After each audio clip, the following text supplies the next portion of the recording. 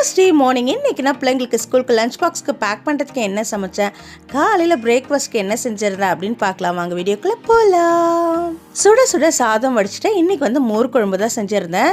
மோர் குழம்பு ரொம்ப ரேராக எப்பயாவது ஒரு வாட்டி தான் செய்வேன். அதுவும் வெண்டைக்காய் போட்டு சில டைமில் செய்கிறது. இன்றைக்கி பிளெயின் மோர் குழம்பு. இந்த மோர் குழம்புல ரொம்ப ஹைலைட்டான விஷயம் என்னென்னு பார்த்தீங்கன்னா, கடைசியில் தேங்காய், பச்சை மிளகா, ஒரு சின்ன துண்டு இஞ்சி, சீரகம், 1 ஸ்பூன் அளவுக்கு பச்சரிசி, 1 ஸ்பூன் அளவுக்கு தோரம் பருப்பு ஊற வச்சு அதோடு சேர்த்து அரைச்சி இதில் போட்டோம் அப்படின்னா நம்ம வைக்கிற மோர் குழம்பு தான் அல்டிமேட் அப்படின்னு சொல்லலாம். அவ்வளோ சூப்பராக இருக்கும் அந்த மெத்தடில் செஞ்சால்.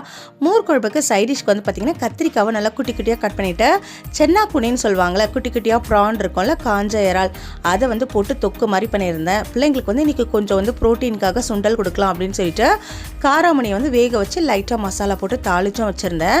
மார்னிங் பிரேக்ஃபாஸ்ட்க்கு பெரிய ஆல்ரெடி சாப்பிட்டு போயிட்டா. அதுக்கப்புறம் தான் நான் வீடியோ எடுத்திருந்தேன். இது சின்னவளுக்காக மினி ஆனியன் ஊத்தப்பம் தான் ரெடி பண்ணியிருந்தேன். பெருசாக ஊற்றினா 1 மட்டும் தான் சாப்பிடுவாங்க. சின்ன சின்னதாக ஊற்றினா அட்லீஸ்ட் 2-3 சாப்பிட வைக்கலாம் அப்படின்னு சொல்லிட்டு இந்த மாதிரி செஞ்சுருந்தேன். அதில் கொஞ்சமாக வெங்காயம், பச்சை மிளகாய், கொத்தமல்லி, கேரட் துருவெல்லாம் போட்டிருந்தேன். சாம்பார் நேற்று நைட்டு இட்லிக்காக பண்ணது கொஞ்சம் இருந்துச்சு. இதை வச்சு பிள்ளைங்க 2 பேருக்கு மார்னிங் பிரேக்ஃபாஸ்ட்டுக்கு கொடுத்துட்டேன். இன்றைக்கி பார்த்தீங்கன்னா ஹஸ்பண்ட் வீட்டில் இருக்காங்க. அவங்க முடிஞ்ச வரைக்கும் வெள்ளை தோசை, வெள்ளை இட்லி, இந்த மாதிரி கார்போஹைட்ரேட் அதிகமாக இருக்கிறதெல்லாம் அவாய்ட் பண்ணிடுவாங்க. அதனால் எனக்கும் ஹஸ்பண்டுக்கும் இன்றைக்கி பார்த்திங்கன்னா குதிரைவாலி அரிசி வச்சு கேரட், பீன்ஸ், பட்டாணிலாம் போட்டு கிச்சடி மாதிரி செஞ்சுருந்தேன் எங்கள் 2 பேருக்கு. இந்த கிச்சடி கூட கொஞ்சமாக சுண்டல் வச்சு நானும் ஹஸ்பண்டும் பிரேக்ஃபாஸ்ட்டை முடிச்சிருவோம்.